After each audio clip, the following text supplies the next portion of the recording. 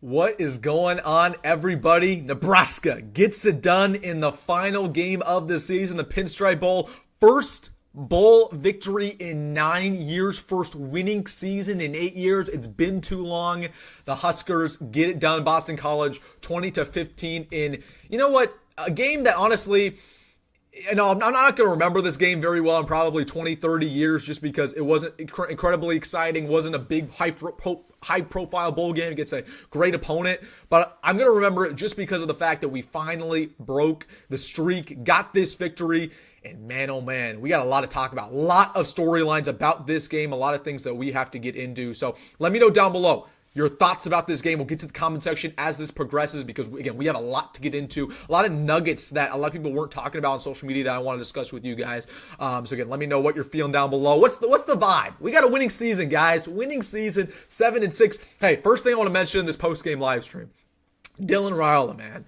That zone read at the end of the game where he got that first down and popped that defender and then started talking a little bit. Hey, I like that, man. Dylan was a little amped up. He was a little amped up at the end of that ball game.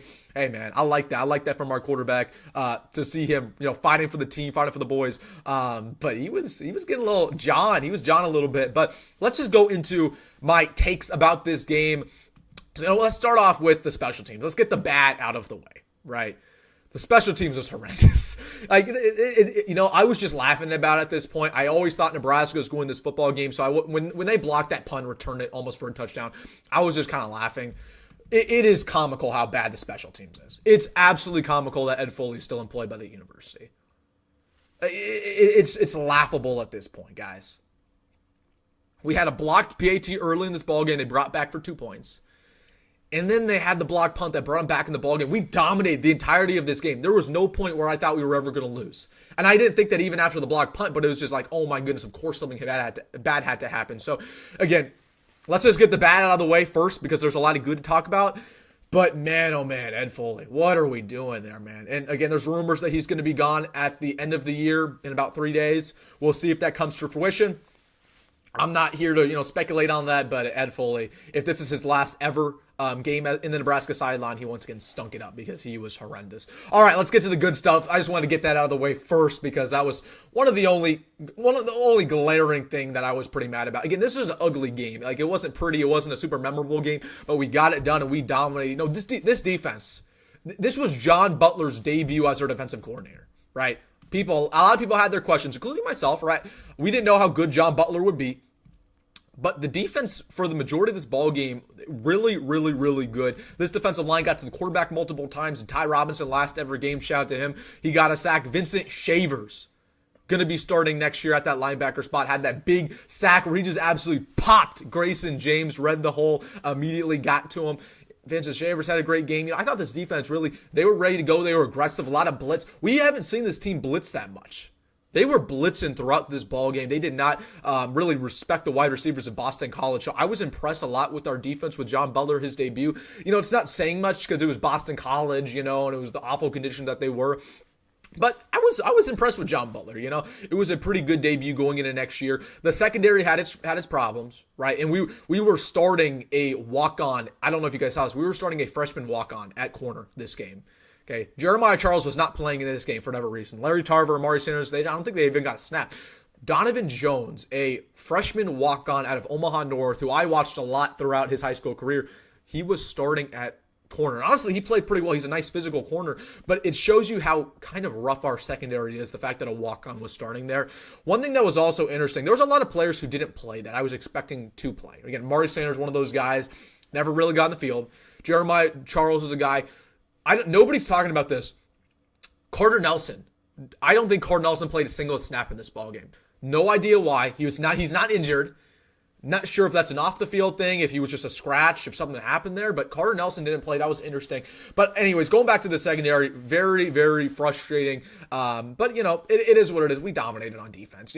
Going back to the offensive side of the football, Dylan Rhule, I thought, played a decent game. There's one thing that just really frustrates me about Dylan more than anything. Okay, Dylan is obviously a very talented quarterback, and he had a really good day. You look at the stat sheet, he threw for about 225 yards. I think about 75% of his passes were completed, right? The stat sheet's really good. One thing that I just really want to see next year, and this is going to be, I'm not too worried about now, his deep ball accuracy is really, really bad. Like, we need to figure this out when it comes to Dillon, his deep ball accuracy. Like, early on in this ball game, I believe the first 2 drives, he missed Jalen Lloyd. I think he completely underthrew Jalen Lloyd on a play. Then he overthrew Ja'Cory Barney twice on a deep ball. Like, the deep ball accuracy from Dillon, I don't know. But I really thought Dillon had a good ball game besides that. He obviously turned it on the second half. He wasn't, like, incredibly impressive. He just did everything he needed to do in this type of ball game, which the conditions were as bad as they were.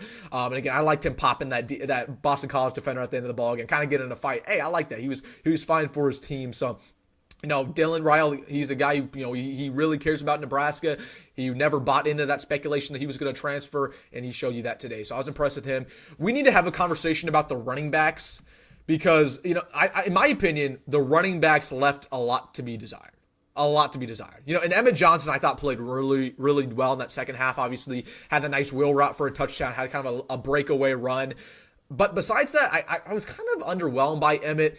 He had a couple plays where he was stopped in the backfield. He had a fumble there.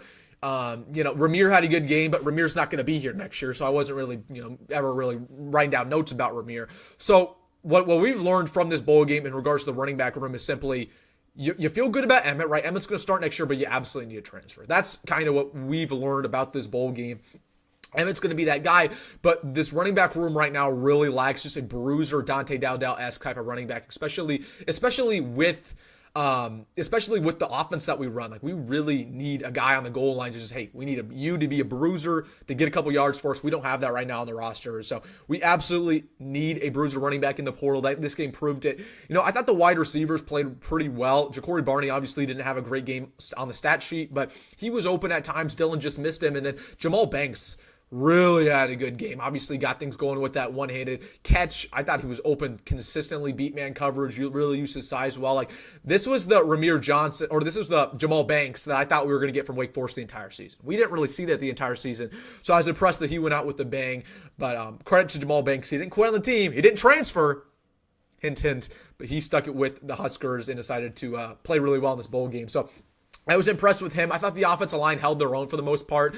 That's another storyline that people aren't going to talk about. Like, the offensive line was really, really good today for the Huskers. I don't believe Dylan Rhule got sacked once. He didn't. Dylan Rhule did. He might, maybe one time. Maybe he got sacked one time. But besides that, again, Dylan was really, really good. Yeah, he got sacked once on the day. So, I thought the offensive line did a really good job in pass pro. They opened up some holes in the running game as well. One thing that was really just impressive in general was how this young talent performed. There's a lot of young guys getting their first ever reps. And again, I'll kind of go over some names. They were mostly on defense, but like Vincent Shavers had a good game. Willis McGahee had a good game. There was Oshow, who's on the defensive line, first ever game that he's played well. He's a true freshman. Donovan Jones, that corner who was starting walk on. Caleb Benning got some reps. So there were a lot of young guys, but it was the same way on the offense side of the football. I thought Luke Lindenmeyer was really good in the blocking game, had a nice catch on a kind of a tight end delay screen that was pretty productive. Quentin Ives, I wanted to see him get some more carries. He only got one carry that was on the goal line. It is what it is. I don't know what Quinn Ives is at this point. Like, we just haven't seen him. He has 6 carries on his entire career in 2 years. So I'm not banking on Quinn Ives being anything, unless he has a really good spring. But I need to see it to believe it. We just haven't seen it with Quinn Ives.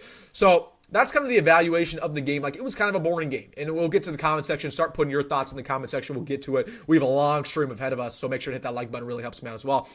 But again, it was a boring game, right? Obviously, the fans didn't show up as much as they would if it was in Florida, if it was in Phoenix. You're playing against kind of an irrelevant opponent without a fan base, right? I've yet to meet a Boston College fan in my entire life. But with that being said, a win is a win is a win is a win is a win, and we won the Pinstripe Bowl. Doesn't matter where it was, who we played, we got it done. We have a winning season under our belt. We're never going to celebrate a bowl victory ever again, or at least this type of bowl victory. We're never going to celebrate going to a bowl game, okay? Because this is going to be the norm. This will be the norm going forward. But it was good to get the monkey off our back, right? This season, just looking back on the season in general, right? Because, again, it's kind of bittersweet. We're not going to watch Nebraska football for 8 more months. Let that sink in right now. You will not watch Nebraska football for 8 more months. We have to go through the entirety of the winter, the entirety of the spring, the entirety of the summer, and then you can watch your team again. That sucks. So when we recap this entire season, I think it was a little disappointing, right? Like, obviously just a little disappointing because the schedule was what it was. It was pretty easy. It was pretty manageable. But with that being said, We got the number one monkey off our back. The number one objective was to make a bowl game. You got that done. You beat Boston College. You honestly dominated them the entirety of that game. So the season wasn't a failure by any part. It was a little disappointing. It was a little underwhelming, but it was a good step in the right direction. And now we're ready for big year 3, guys. Big year 3. Big year 3. That's what Matt Rhule always talks about, is that, hey, we take a jump from year 1 to year 2. The biggest jump is from year 2 to year 3. Proof's in the pudding. Let's see it. Let's see it, Matt. You did it at Baylor. You did it at Temple. Next year needs to be that year where you win 9 games. You win 10 games. You're in the mix for the playoff. You're ranked consistently. That needs to be next year. Okay. It's time to start looking at the win column, start looking at the scores. And the first thing you do, in my opinion, to reach that objective, actually 2 things. Number 1, you fire Ed Foley. That's the first thing you need to do. If you want to win next year, you fire Ed Foley, because that was the glaring weakness today, and that was not just today, it was all season. So you fire Ed Foley if you want to win next season. And number 2, you still have a lot of holes in this team when it comes to the transfer portal. You need to get some more players in the secondary. You need to get transfer running back. And let's gear up. Let's get ready to go, man, because we have an exciting season coming up. But let's get into the comment section, because it's going to be interesting what you guys have to say. First thing I want to ask you guys, what was the one thing that impressed you or didn't impress you about this game? Let's get into the comment section, because we have a long stream ahead of us, but I'm excited to chop it up with you guys, see what you guys are thinking. Again, it was an interesting game. Interesting game, to say the least, but we got it done. Doesn't matter who we're playing, doesn't matter where it is. We have a winning record. And just like my man says, going for gold. A win is a win is a win is a win, especially in college football, in these type of bowl games that we would be begging to go to. And I saw some people who are crying on social media. They were saying Nebraska's struggling against Boston College in an irrelevant bowl game. Like, shut up to those people. Like, who cares that this is a bad bowl game? Who cares it's a kind of an inferior opponent? It doesn't matter, because we would do anything in the last 8 years to make a bowl game. So we finally made one. We took care of business. I'm not going to apologize for winning. I'm not going to apologize for taking what's ours. I'm not going to apologize for a winning season. This is the first of many, man. So I'm impressed. I'm impressed that we at least got that done. Really, really excited. But now it's offseason time, man, and we got a lot to talk about. You know, the offseason, in my opinion, is just as fun as the season, because we get to talk about recruiting. We get to talk about, you know, we get to be a little delusional in the offseason. Like, we get to talk cold hard catch about Nebraska going undefeated, and obviously that doesn't happen. But I'm excited for the offseason too. And truthfully, we need a little bit of break from Nebraska football, because it is kind of stressful being a Husker fan, as we all know. All right, let's get into what you guys are saying. Banks should have been wide receiver 1 all along. He was wide receiver 1. He was. Banks was wide receiver 1 the entire season. I don't know why he played well today, and he didn't play well the rest of the season. It doesn't. He just magically started beating man coverage, magically started using his size well. I think Dana Holgorsen, having a month with him in that offense, he started to find ways to utilize Jamal Banks. I think Marcus Satterfield is a complete idiot and used Jamal Banks the wrong way. Jamal Banks is not a deep shot threat where you just kind of throw it up to him and have him beat players with his speed. Jamal Banks isn't speedy. He's just a guy who can go up and get jump balls, solid route runner, and I think Marcus Satterfield used him horribly. So when Dana Holgorsen got here, he found a way to use Jamal Banks, and it's not a surprise that Jamal Banks had the best game of his Husker career today. So I was really, really, really happy with Jamal Banks. Obviously, you wish you had him next year, but this is going to be something that I'm happy for him, just because he can put this on his tape for the NFL and say, hey, draft me because I played well in the Pinstripe Bowl. Want to get to this comment. Hey, man, just wanted to say your content is amazing. Keep it up. I think the run game was affected by the field weather conditions. I'm so proud of our guys. Go Big Red. Hey, I appreciate you, man. Again, we're just getting started, right? Off-season's just getting started. Sometimes Nebraska content creators, they go in hibernation. You won't see them again, for a couple months. We're going to be consistent. We're going to continue to post daily content all throughout this spring, winter, summer. So I appreciate you, man. We're just getting started on the channel, but thank you so much for that kind comment. And as for the run game, I agree with you. Again, I was a little bit disappointed with the run game. I wanted to see Quinn Ives. Like, that was the one guy. We've heard for 2 years that Quinn Ives is supposed to be the breakout player for Nebraska. He's supposed to, kind of be our next bruiser running back. We just haven't seen Quinn Ives ever play. And he only got 1 carry today. Obviously, that was for a touchdown, but I just don't know really what to expect when it comes to Quinn Ives. So that was the only disappointing part. Emmett Johnson was kind of off and on, but I thought in general he had a pretty good game. Vincent Shavers had some good TFLs. I agree with you, dude. Really, really, really happy with Vincent Shavers. And Willis McGahee, that was my pick to have a good game. Willis had a good game as well. He made some plays that won't show up in the box score, but Willis McGahee, really, really good. That's going to be a nice lethal duo next year. So excited about that. Jason says, Wilson, new name for Bill O'Brien is Bill O'Crine. Dude, he was throwing a temper tantrum on that sideline. I don't know if that was just absolutely ridiculous. He was going at the refs. I thought he was going to start throwing hands there, but yeah, that was ridiculous. He was acting a fool. He was acting a fool, to say the least. Impressed by the defensive pressure packages. I completely agree with you, Ross. Again, that's another part of this game that's not going to be talked about. Right, one thing that's huge for a defensive coordinator is to find blitz concepts, right? To get an open guy and have him basically untouched going to the quarterback. Tony White was really bad at blitz concepts, and that's why we never blitzed. We never blitzed because when we did blitz, it didn't work.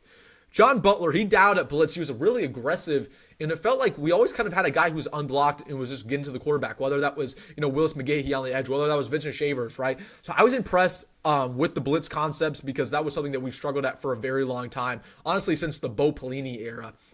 So was really happy with that. Defensive line looked very weak. I don't agree with that at all, Josh. I thought the defensive line really held their own for the most part. They dominated the line of scrimmage. I thought Ty had a good game.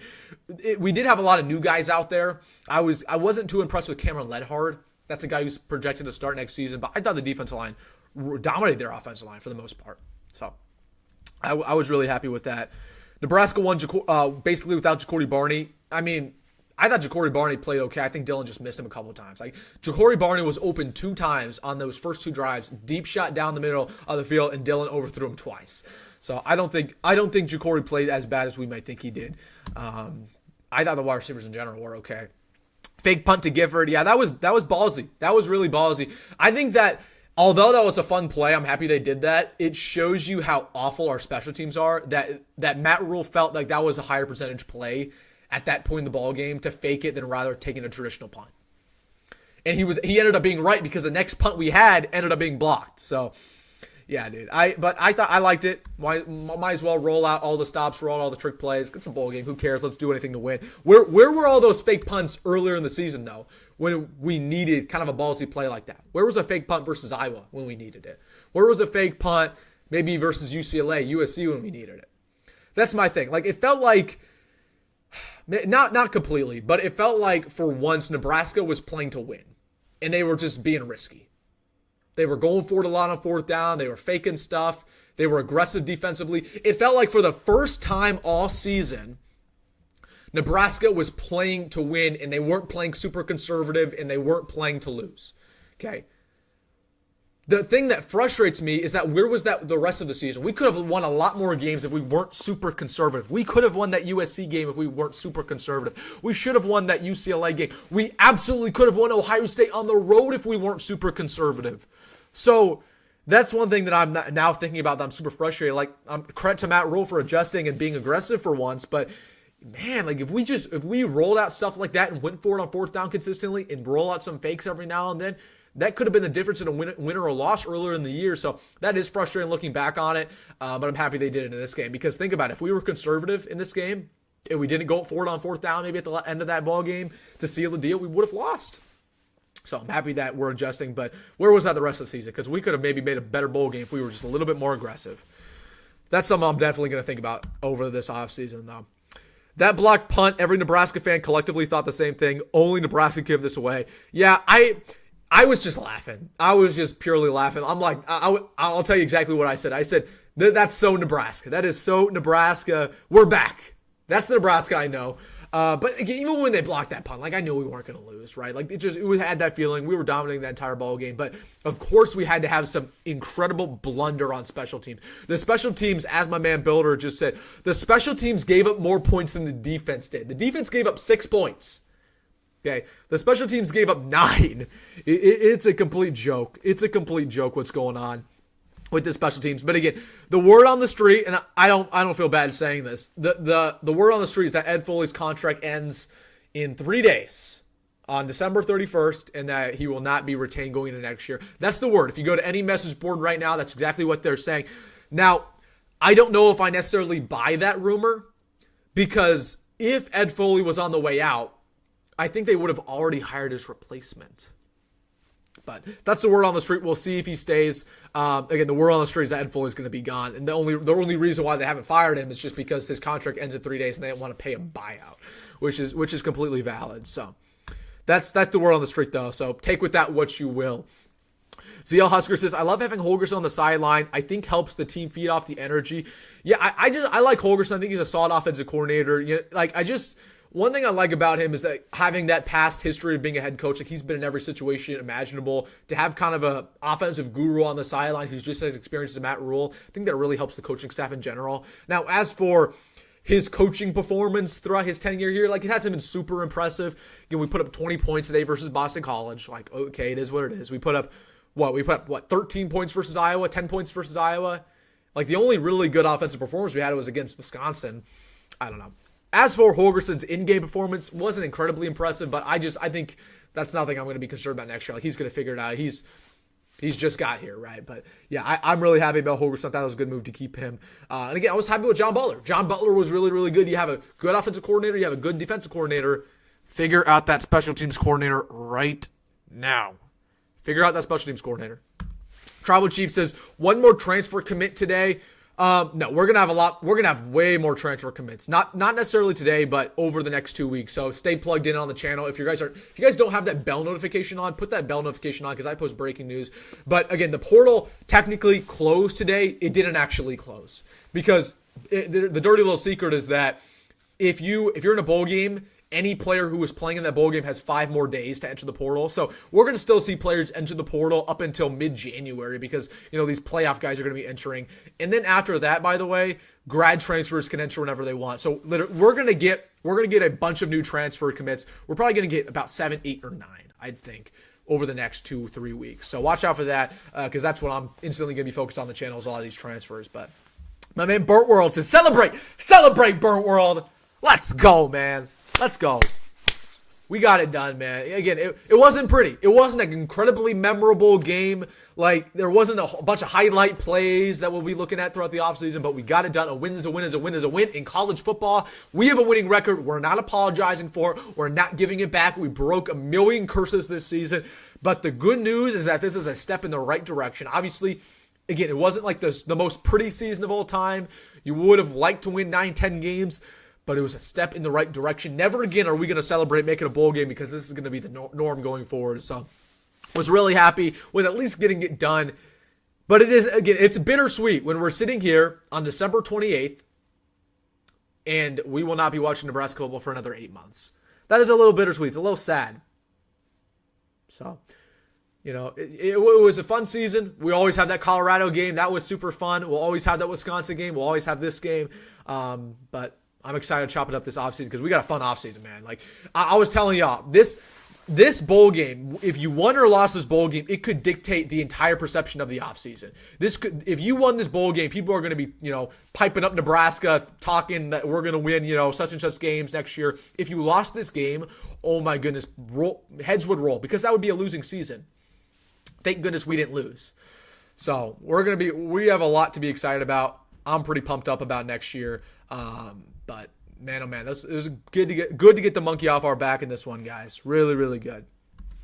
Does this win help in recruiting?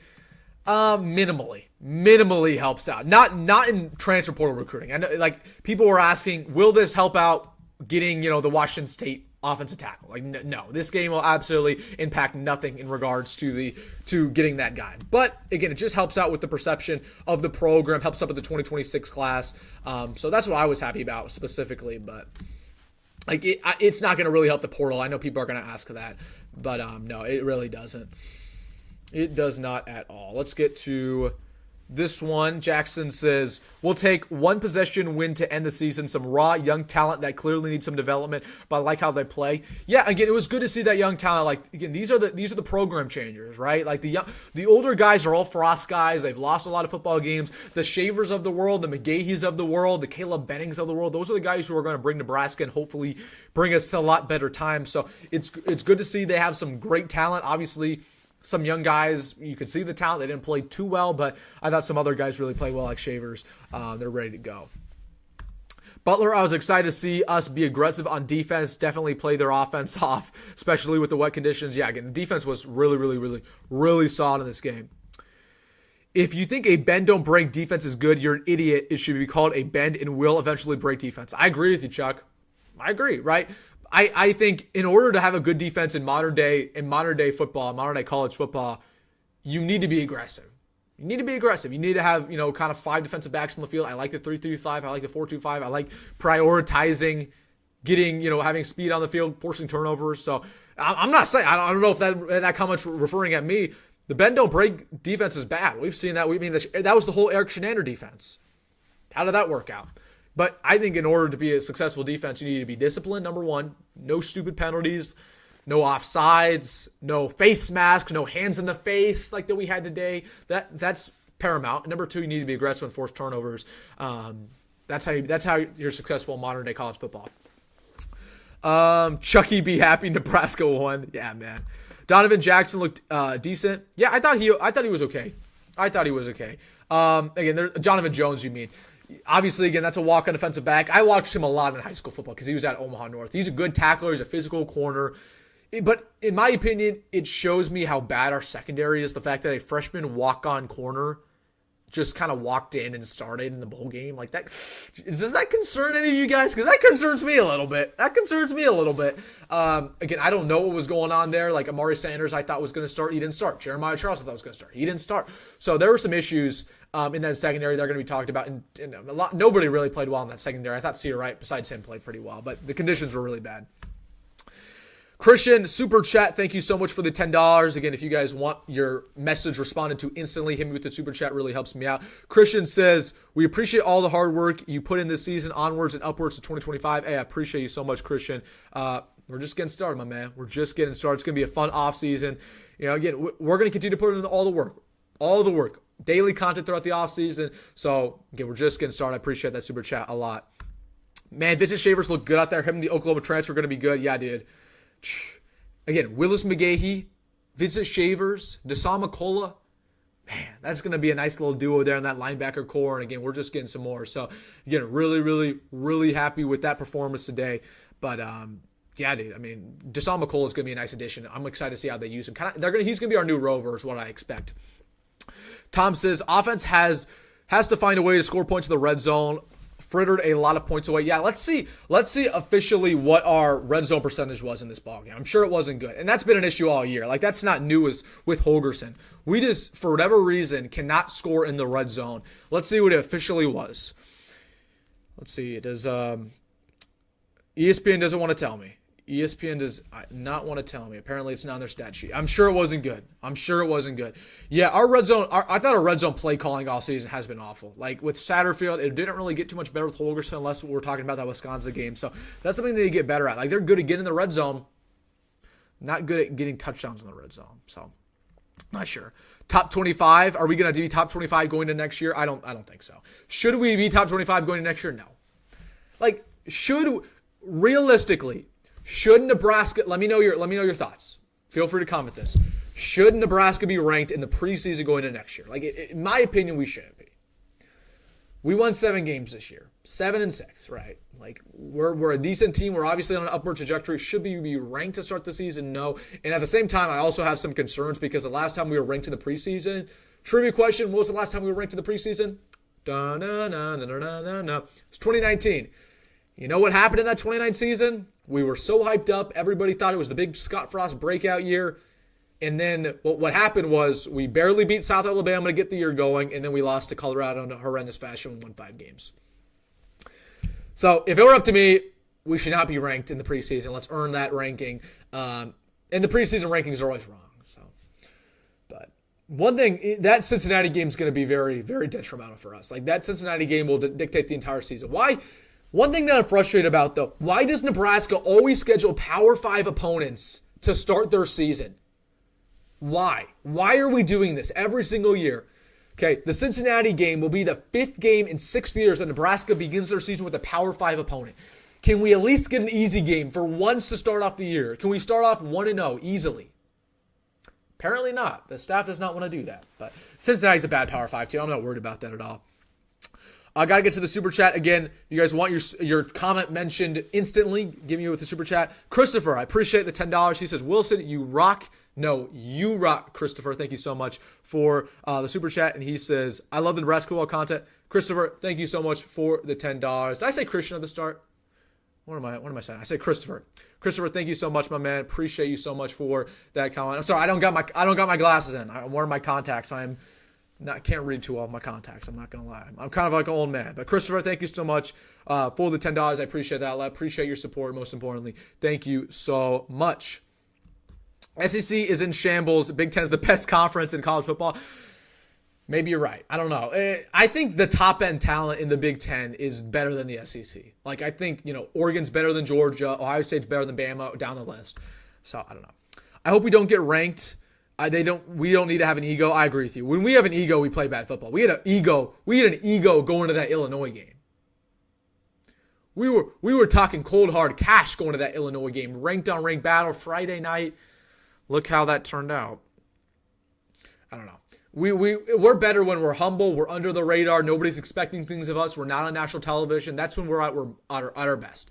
When people start to talk about us on national television, when the pundits are talking about Nebraska, that's when we struggle. Okay. So yes, I hope we don't get ranked either, because we're best. We're best when nobody's talking about us, when we're under the spotlight. Okay, we're not going to be under the spotlight. We're not going to be in darkness forever. We're going to be on the spotlight as the Matt Rhule era progresses, but we want to hoard that as much as possible until we get good. Because again, we flourish when people aren't constantly thinking about Nebraska. So. Nicole says black shirts didn't play great, played good enough. I mean they only gave up what, 6 points? Nicole, come on. I think you're being a little too harsh. They gave up 6 points on the day. The other 9 points were given up because of the special teams. So I think maybe you're a little bit too critical, Nicole. Let's be happy about this defense. Zia Husker, appreciate you and your $5. Again, if you guys want your super chat responded to instantly, hit me with that super chat. Again, I got a lot of comments here, but I appreciate you so much. Zia Husker, he says, if Holgorsen was offense coordinator from the start of the year, what do we end up in your opinion? Yeah, Illinois was a win. I agree with you. Right? I think Illinois would be a victory. It's tough. I think Ohio State would be a victory. I know that's crazy to say, but people forget how close the Ohio State game was, and if we had a competent offense, we would have won. I think Ohio State would have been a win, and maybe you throw in USC. Or not USC, UCLA. Maybe.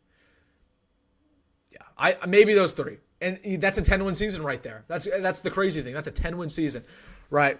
But, at the end of the day, it's woulda, coulda, shoulda. It is woulda, coulda, shoulda. So it's it's unfortunate.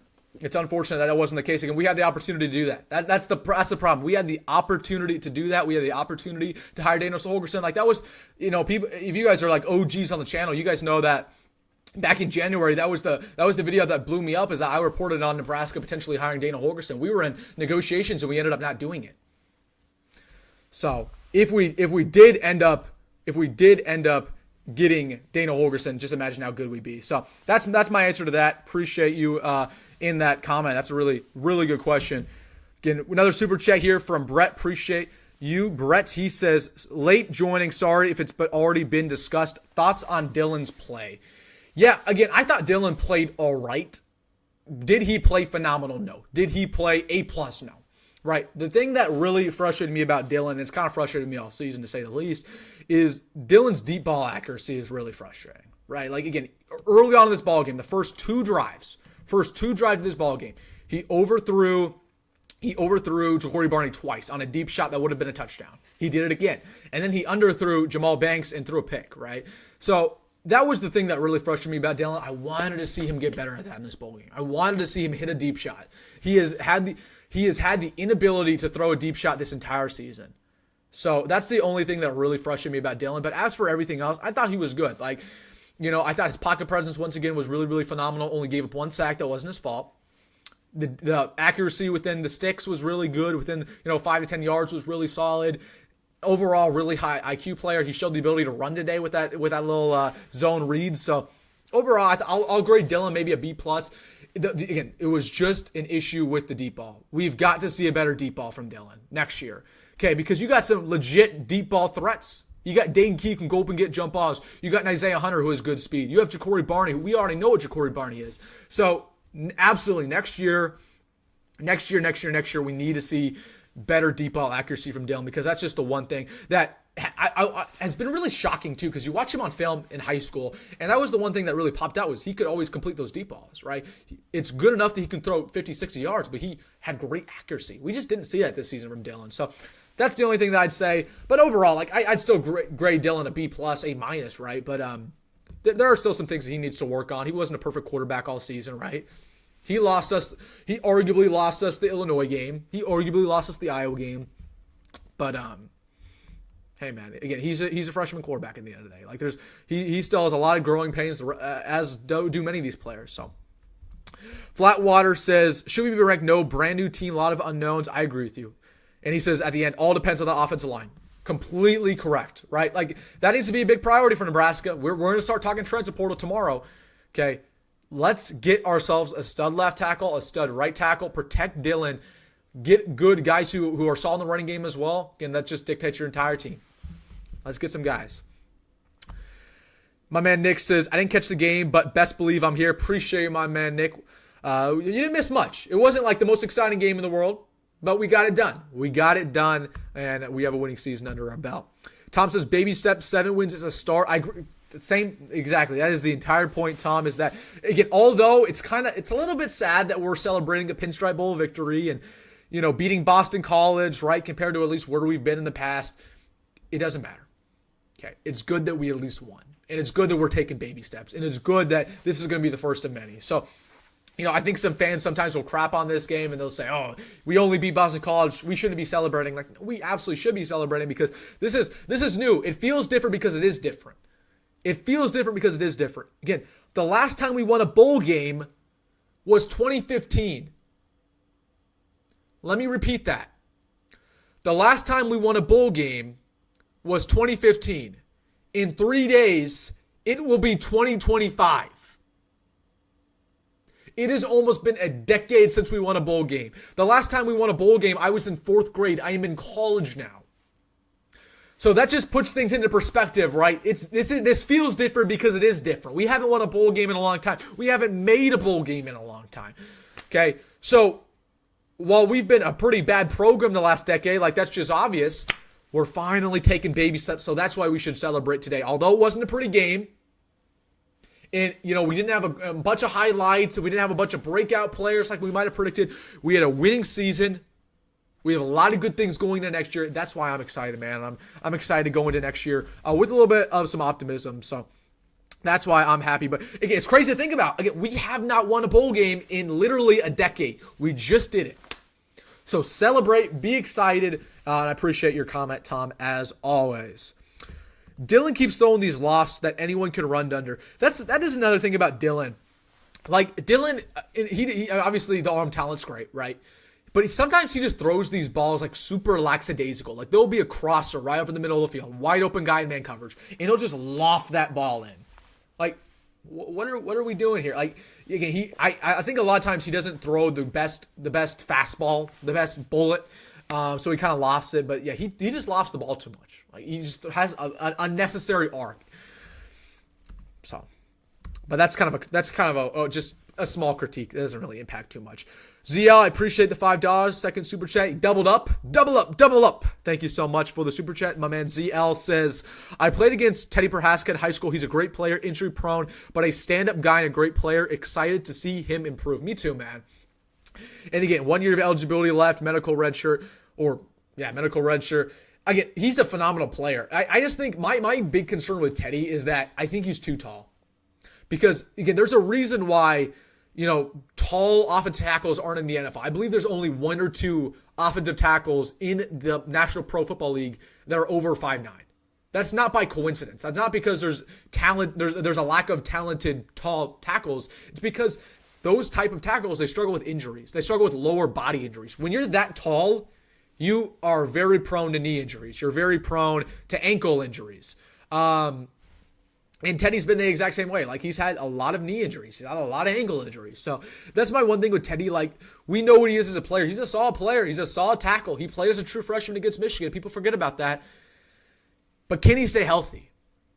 I don't know. That's the one thing that's been shocking about Bryce Benhart, though.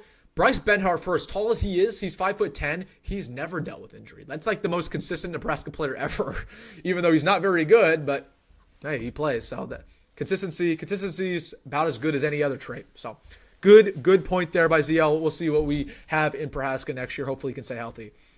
My man Blake says, I said before the season that 7 wins would feel a little disappointing, but progress. Feel the same way today. I mean, I agree with you, Blake. I think if you asked the majority of Nebraska fans, they would have said the exact same thing. If I told you guys, if I asked you the question in August, if I said, how would you feel if Nebraska went 6-6 and 3-6 in conference play and won a kind of a irrelevant bowl game, how would you feel? I think the majority of the Nebraska fans would be a little disappointed. But with that being said, it doesn't take away kind of what we went through this year. The fact that we got the monkey off our back, no matter how many wins we were going to get, the number one objective stayed the same. You got to make a bowl game. And we completed the number one objective.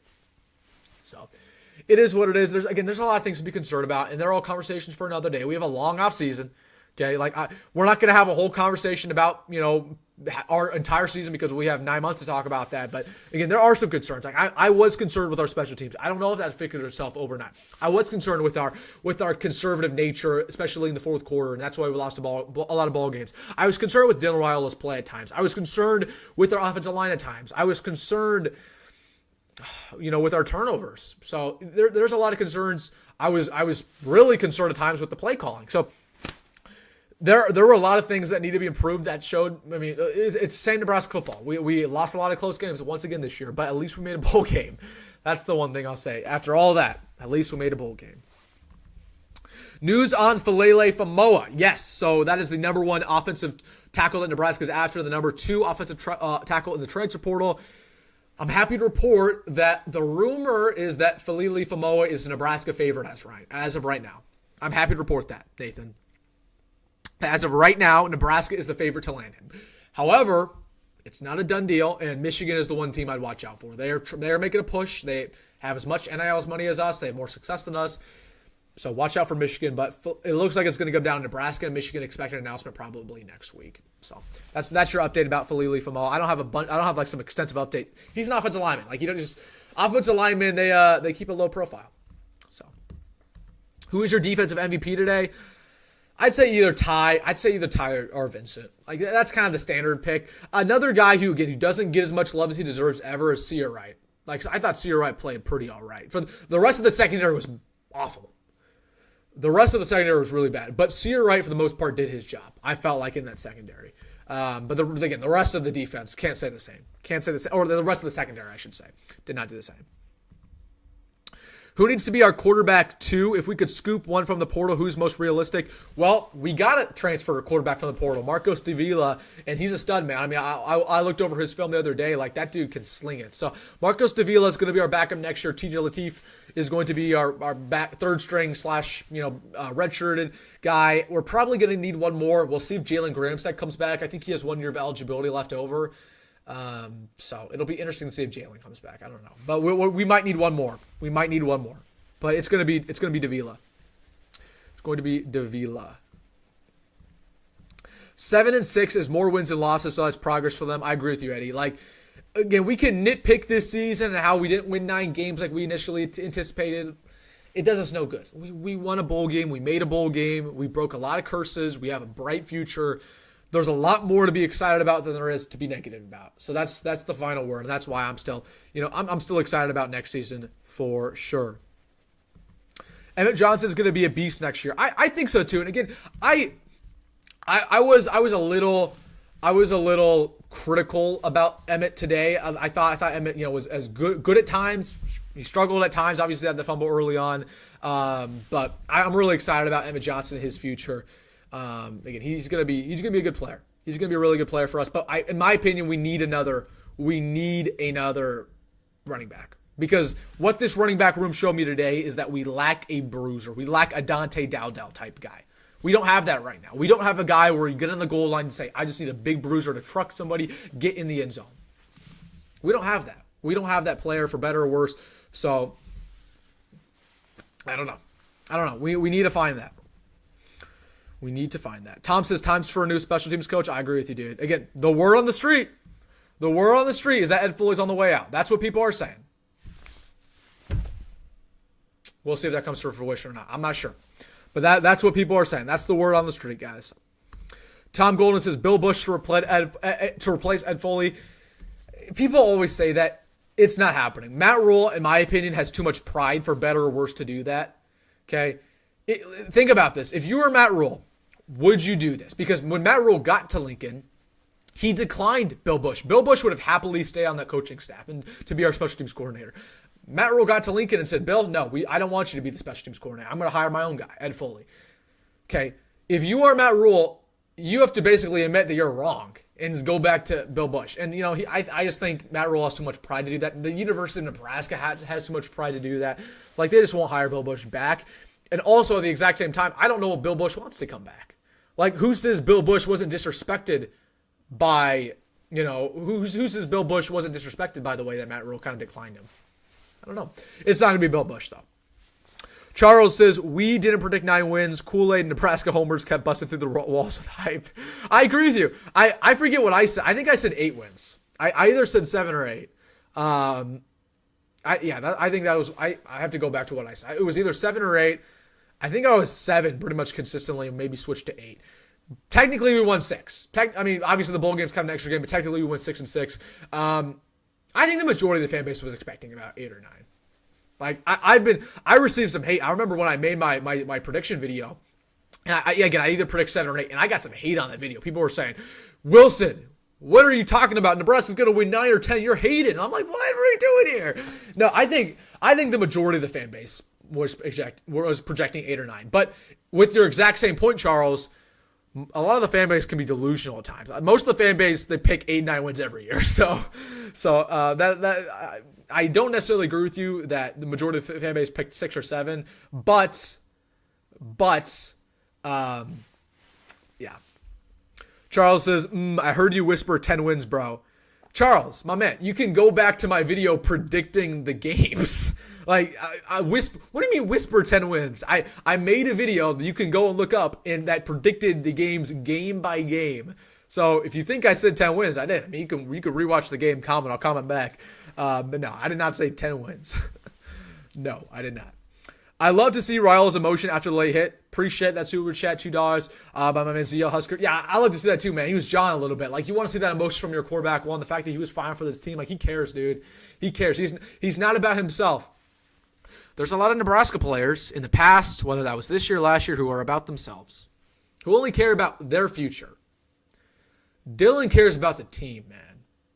He cares about the team. He cares about winning. He cares about the future. That's what I was happy about. So, and that really showed itself today, man. Like, Dylan was going to do whatever it took to win. And obviously, he didn't play the best game at times, but yeah, man, I was excited to see him kind of. He was jawing a little bit. And that was good to see from our quarterback. Hiring Holgorsen midseason is saying you're wrong. Who are you talking to here, Zach? I don't know what you're referring to. But yeah, I mean, if you're referring to the offense being bad, yes, the offense was bad. That's why we hired Holgorsen mid-year. And it was a ballsy move. It didn't pay off necessarily. I'm not sure. I absolutely love the fight Nebraska came out with. It was clear they wanted to be there. I agree with you, Chad. Completely. Again, they wanted to win this game. It was very evident from the very beginning. The fact that every senior played, nobody really opted out unless you're Isaiah Nair, who quit on the team. That's a conversation for another day. But the fact that everybody was ready to go in this ballgame, they played with energy. The staff was aggressive for the first time this season. The staff coached like they wanted to win. That really got me amped up. So, again, was it a perfect game? No. Okay, but the boys played like they wanted to win. They played like they had something to prove. They played like they wanted to go out with the bang. Sometimes that's the most important thing. So that's exactly what they did. They played really well. They won. They got it done. And obviously, it wasn't the most perfect game in the world. But we have a lot to be excited about going into next year. So that's my response to that one. Zach says they should have won 8 or 9. I agree with you. I agree. Again, this is the history of Nebraska football, though. It's always a battle of missed opportunities. We're really good at having missed opportunities. We're really good at blowing games. We're really good at having one-score losses. If we won that Illinois game in overtime, if we won that Ohio State game, if we won that Iowa game, if we won that, things would be a lot different. It's all if, though. I don't want to throw this out on you guys, but we had 5 one-score losses again this year? Yeah, we had 5 one-score losses. 5 of our 6 losses were one score. Again. We still don't know how to win one-score games. And yes, technically this game was a one-score game, but just like the Rutgers game, it shouldn't have been one score, right? Like, we should have dominated. We should have put more points. We should have not had those errors on special teams. Anyways, so that's my comment there. Nick says, off topic, but have you seen Emmett's vlogs in New York City? Yeah, I've seen them a little bit. They're pretty fun. It's just fun to see the team hanging out, building that chemistry, because that's important for next year. Tom says, woulda, coulda, shoulda, let's take 7 wins. Exactly. Like, we do this every offseason, though. We sit here and we say, oh, we could have done this, we could have done that. It doesn't matter because we didn't. And those one-score losses are still losses at the end of the day. They're still losses. Nebraska should be rolling next year. Well, I hope so, but we say that every year. We say that every year. Again, there's going to be holes. We have holes in the secondary. We have holes on this defensive line. We have holes in this offensive line. We got to fix them in the portal. We got to get ready to go. We got to continue to develop. We got to game plan the right way. We have a lot to talk about, though. I mean, that's the bottom line. Like, we have 8 months to talk about this stuff. So, Ed Foley will lose you close games. Well, Ed Foley, Matt Rhule, like, nobody on this team, nobody on this coaching staff has proven to us that they can win close games. Whether that's a coach, whether that's a player, that's a problem. And that still hasn't proved himself, so we need to fix that going into next year. And again, I'm sure there's some pundits who will say, well, Nebraska won a close game this time around. Again, this should have not been a close game. We should have dominated them. And I'm not being negative. Like, I'm happy that we won.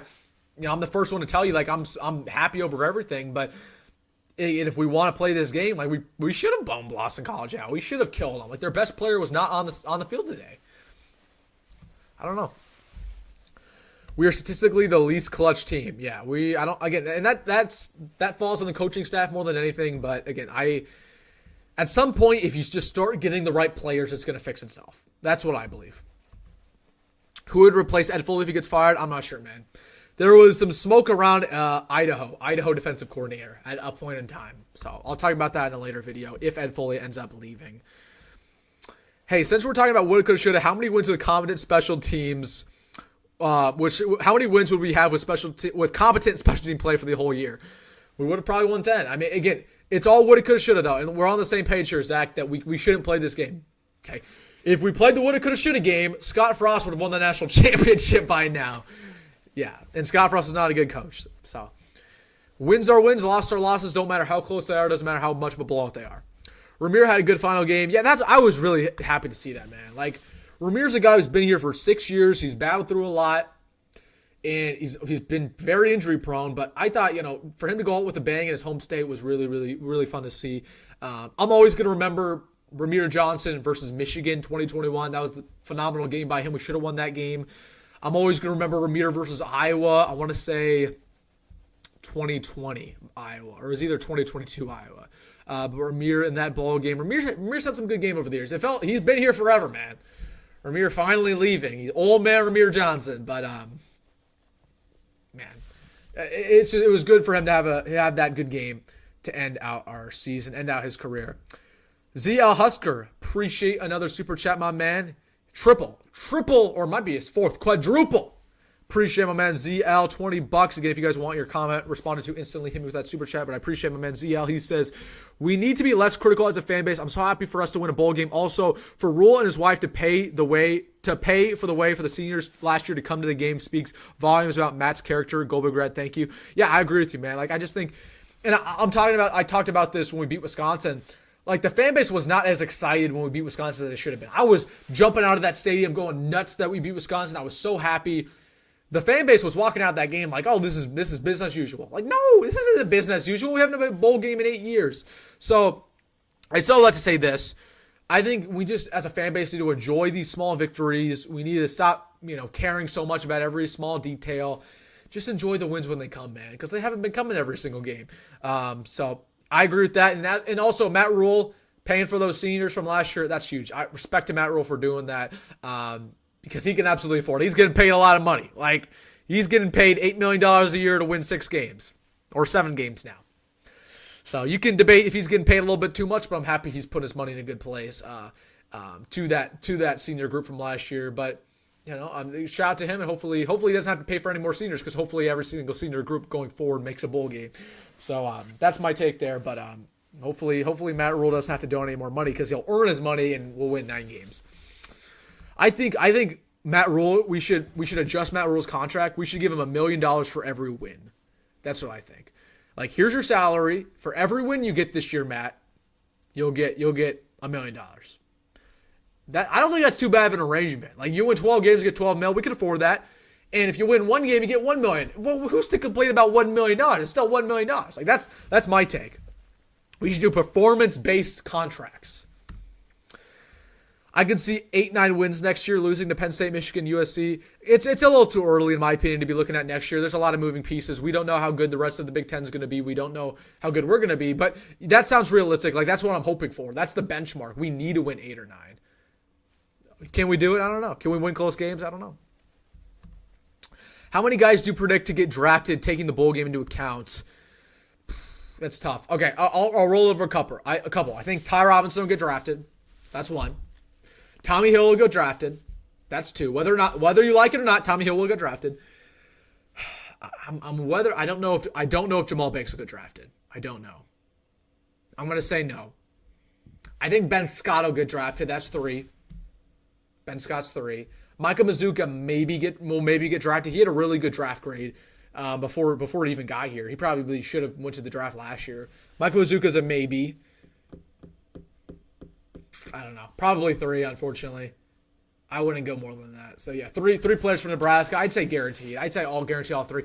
Nash will be interesting to see if he gets drafted. I don't know how much Nash's game translates to the NFL. I know Ty's game absolutely is going to translate, but Nash will be interesting. Nash will probably get drafted. So that's 4.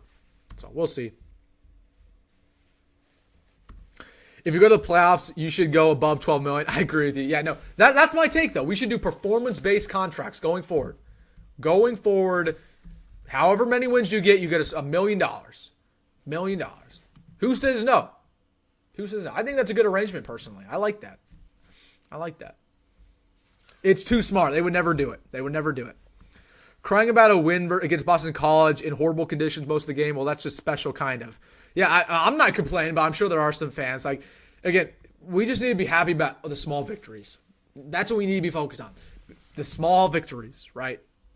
We won this ball game. Was it pretty? No. Was it memorable? No. We were playing against a good opponent? No. But we broke a streak.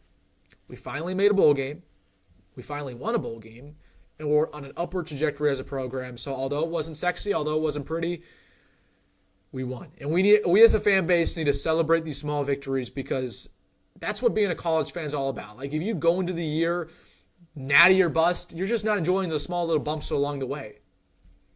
I think that's the fun part about college football is that every game is so important that you enjoy every single game. I don't know, man. I'm going to miss playing Colorado, though. That was the most fun I had this year was being the breaks off Colorado, man. Like, I tweeted this at Troy Dannon the other day. Troy Dannon, schedule Colorado every year. What are we doing? Can we have that as a permanent rivalry going forward? Let's schedule Colorado every single year. Or I don't care. Or just let's play Colorado every other year, Kansas State every other year, Oklahoma every year. Let's just play a rival at least once every single year. That's my take. Let's not do these, bowl games, or let's not do these non-conference schedules. We're playing Cincinnati. It's like, who cares? Cincinnati and KC, like, that'll be a fun game, obviously, but I don't know. But anyways, I said all that to say this. As a college football fan, we just need to enjoy the small bumps in the road, right? The small wins, the small losses, just enjoy the road, enjoy the ride. Because it's a short season. It's only 12 games, 13 games if you make a bowl game. Again, the season will by quick, man. We're sitting here. It's December. It's crazy to think the season's over. It is what it is, though. It's time for the offseason, and we're just getting started, though, bro. I mean, the offseason is where we as Nebraska fans flourish because then we start talking delusional. Like, we start saying, oh, we're winning the Natty this year. We're winning 10 games. We have the best transfer class. We have this hotshot new freshman who's going to be so good. Like, that's when we have fun. That's the offseason. So I actually like the offseason, but it does suck that the season's over. Obviously, again, some things that we wish we accomplished this year. I wish we beat Iowa. I wish we beat Ohio State down the road. I wish we beat USC, but it is what it is, man. Is what it is. Now, if Iowa loses, we can end the season on a high note. I agree with you, man. They play Missouri. I want to say, is that New Year's? That's New Year's Eve. Yeah, I'm going to be watching that one for sure. This bowl game win was huge. I agree with you, Luke, man. Let's get it done. We got it done.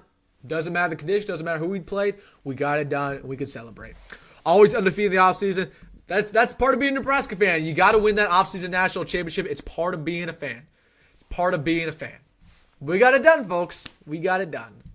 So, again, people can speculate. People can complain. We got the monkey off our back. Our Huskers finished the season with a winning record. How incredible is that? Exactly, Christopher. Exactly. Again, it has been 9 years. 9 years since we won a bowl game. 8 years since we had a winning record. The last time we had a winning record and won a bowl game was, what was that, 2014, 2013 was the last time we did that? So to have a winning season and winning bowl game in the same season, it's been over a decade. I don't know, man. So we're breaking a lot. We're breaking a lot of records. We're breaking a lot of streaks, a lot of bad streaks, and we're on an upward trajectory. Okay, Nick says we give a tech presentation in the offseason about how we win the Natty. Exactly, bro. We pulling up to ICDC, bro. We're winning it. We're winning it. We're winning it. It'll go crazy. Like, we're just gonna walk through. People know who we are. Celebrities. That's some deck talk. 99% of you guys don't get that. Our defense only gave up 6 true points today. Exactly. Only 6 points. We shut down that 2-point conversion. There was somebody in here earlier who was complaining about the defense. Like, the defense played good. The defense in general played all right. I mean, obviously the secondary struggled, but I thought they did a really good stop in the running game. Like, Boscovich is a solid running back, man. You covering Husker hoops, Wilson? I think I will. It completely depends on how good Nebraska basketball is. And it looks like Nebraska basketball is actually going to be decent. So, I don't know. Zach says, were you still eating boogers the last time Nebraska had a season like this? I don't know, Zach. How old are you? Maybe you were eating boogers too. Nah, man. I was in 4th grade. I was the most popular kid in elementary school. I peaked in 5th grade, guys. So that's what I was doing. Nah, I'm kidding. No, I was not eating boogers. No. Nathan says, how did Keona play? I thought Keona had a good game, man. I absolutely did. I thought he got to the quarterback a couple times. He had this nice little hit on Grayson James. Again, he's going to be a really good player for us next year. Zia Husker, thank you so much. 5th super chat of the stream. Appreciate you so much, Zia Husker, for the $5. He says, Wilson, please carry the offseason. Best of luck to you in college. Also, our team next year. God bless. Oh, you guys know how it is, man. Like, we're going to continue to pump out daily content from now to the offseason. So again, we're gonna keep rolling it out, man.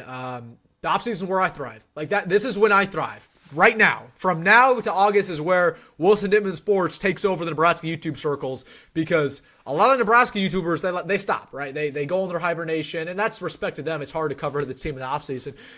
But that allows me to thrive, because then I go from a very saturated field where every Nebraska YouTuber is making content on the daily to I'm the only one making content. So, yeah, man, I'm going to do my best. Daily content from now to August. It's going to be hard. Like, I'm telling you, February and March are going to be hard. I'm going to have to make some Husker Hoops content.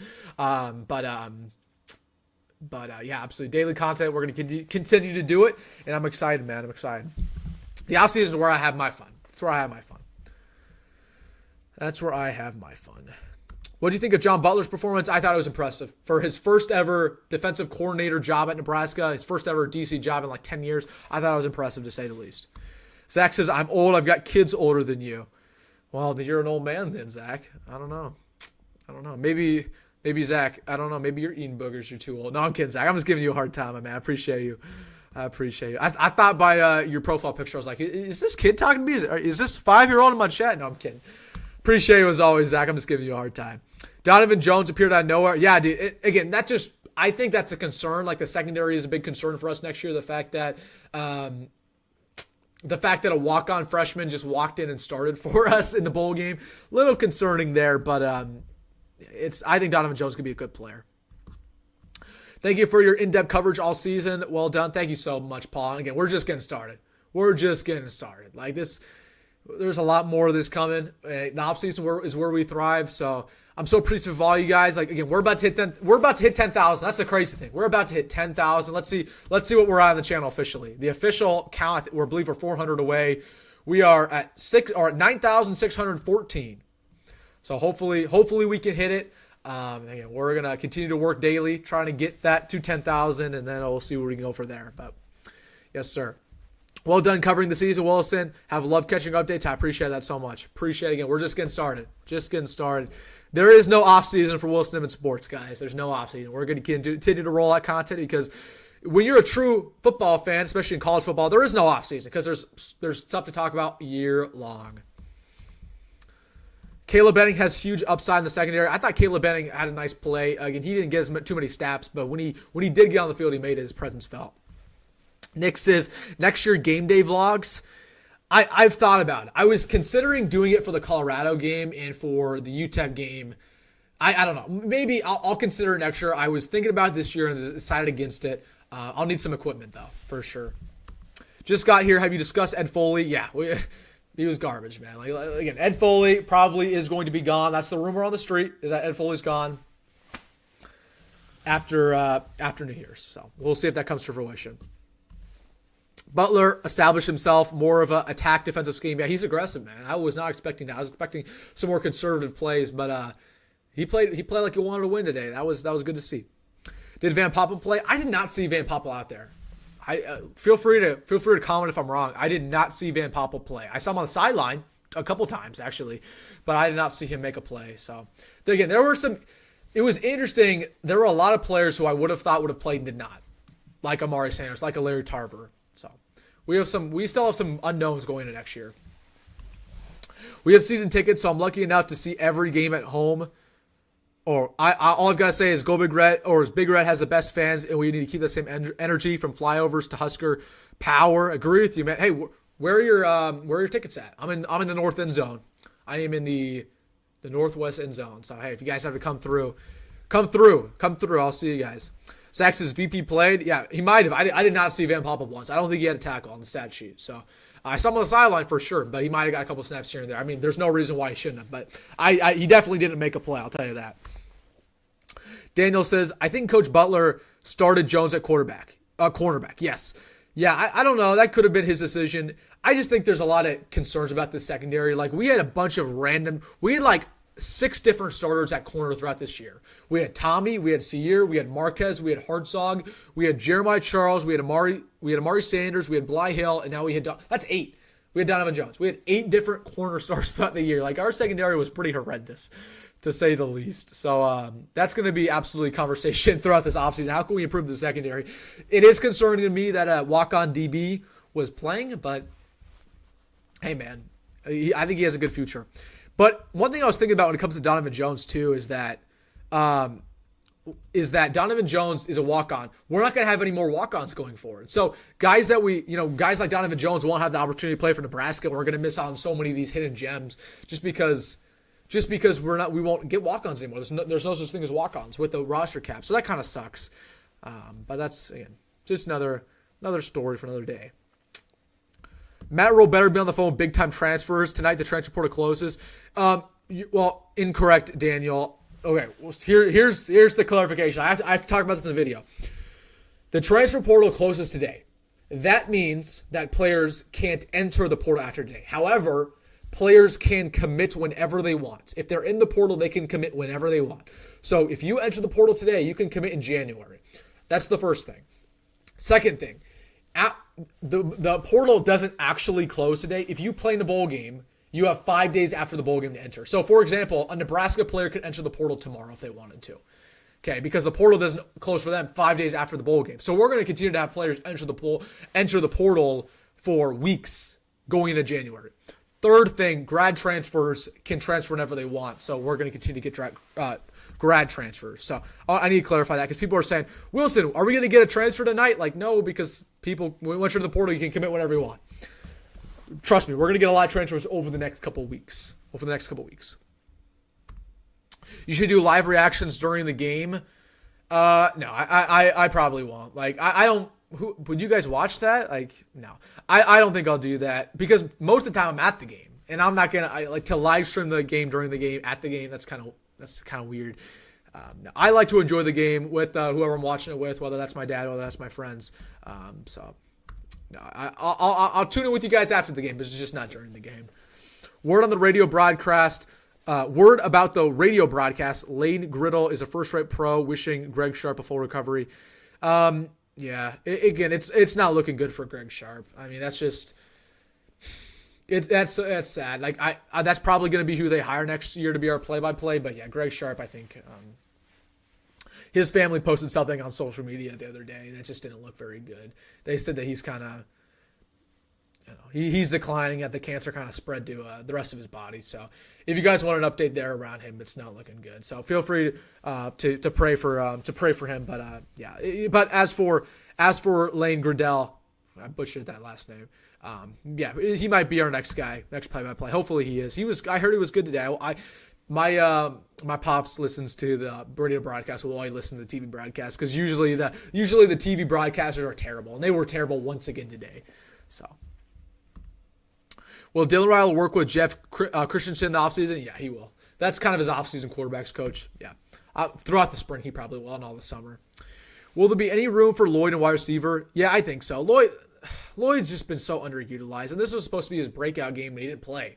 Like, he started, but he didn't make a play. So I don't know what's going on with him. He might enter the portal next 5 days. I hope not, but I don't know if he starts next year. It might be. Let's be real. It might be in his best interest to transfer. If he wants to play, it might be in his best interest. Like, it sucks to say, but it's probably the truth. I don't know. I mean, again, it sucks to say, but it's probably the truth. Tom says, sad, puts things in perspective. Yeah, again, with the whole Greg Sharp situation, it's awful. Yeah, really awful. I wish him the best, but again, it's hard to beat cancer, and it's hopefully he can enjoy, and hopefully he can make a full recovery. If not, hopefully he can enjoy the time that he does have left, because it's a really sad situation. It's tough to talk about. Nathan says, will Van Poppel be better than Nash or Ty? I think Van Poppel's going to be really good. I was talking in the offseason how I thought Van Poppel would end up being better than Nash. People were like getting at me. They're like, no way, he's going to be better than Nash. Like, I think Van Poppel's going to be good. Zach says, oh yeah, TV announcers were awful. Dude, the color was bad, bro. The color commentator today, my gosh, that guy was a joke. He was complaining about everything. Why are color commentators never good? There is not one color commentator I like that covers the NFL or college football. Maybe, I'll say a hot take. I do like Chris Collinsworth, but that's like the only one.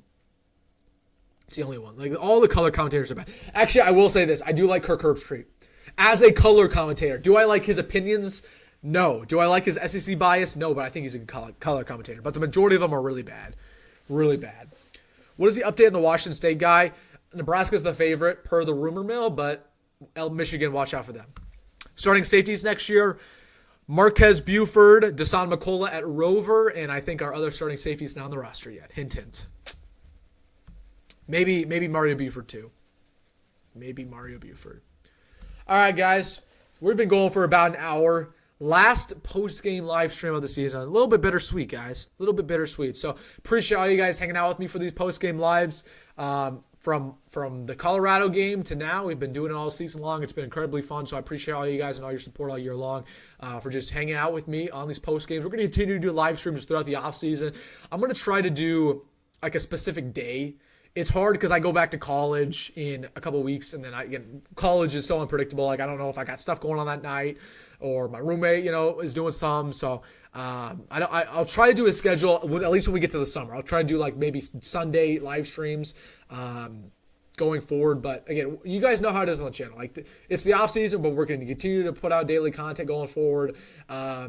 Bittersweet that the season's over, but a lot of good stuff to talk about. So I'm very excited about the off season. Overall recap on the season, guys. Overall recap. It was okay. We got the monkey off our back. We got a bowl victory. I'm excited about next year, though.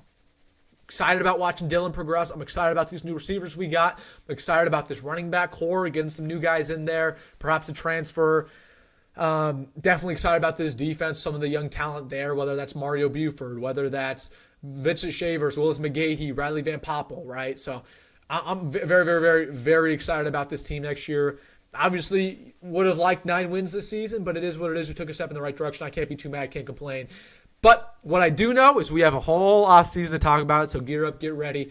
Let's get excited. And we also got Nebraska basketball to talk about. Let me know let me know in the live chat. Last thing I want to hear from you guys, do you guys enjoy Nebraska basketball content? Like, do some of you guys follow Nebraska basketball? Because I'll be probably making some videos about that. Just because in February, March, it gets hard, man. Like, there is literally nothing happening in February, March. Like, it'll be hard to make daily content. So I'll try to do some basketball videos, but let me know if you guys want that, because I'll definitely do that as well. But it's going to be a busy couple weeks, transfer portal stuff, more commits. Thank you once again to everybody who's got in here, hanged out with me throughout this live stream. Make sure to hit that like button on the stream. It really helps me out. Hit that subscribe button. Again, getting so close to 10,000. Hopefully we can hit it soon. So you can hit that subscribe button. It would help me out greatly. All right, guys. I'm going to get out of here. Enjoy the rest of your day. A lot of good college football on. I'm looking at the Pop-Tarts Bowl over here. 28-21, Miami, Ohio State. Or Iowa State. That'll be a good one. So exciting bowl games. I'm going to watch that Colorado game tonight as well. College football playoff coming up. So likewise, just enjoy the rest of your day. Enjoy this Nebraska victory, last Nebraska victory of the year. And I will see you very, very soon in my next video. All right, guys. Thank you for everybody supporting. Hit that like button on the stream. Really helps me out. Subscribe if you haven't. As always, folks, go Big Red. Go Matt Rhule. And see you in the next one.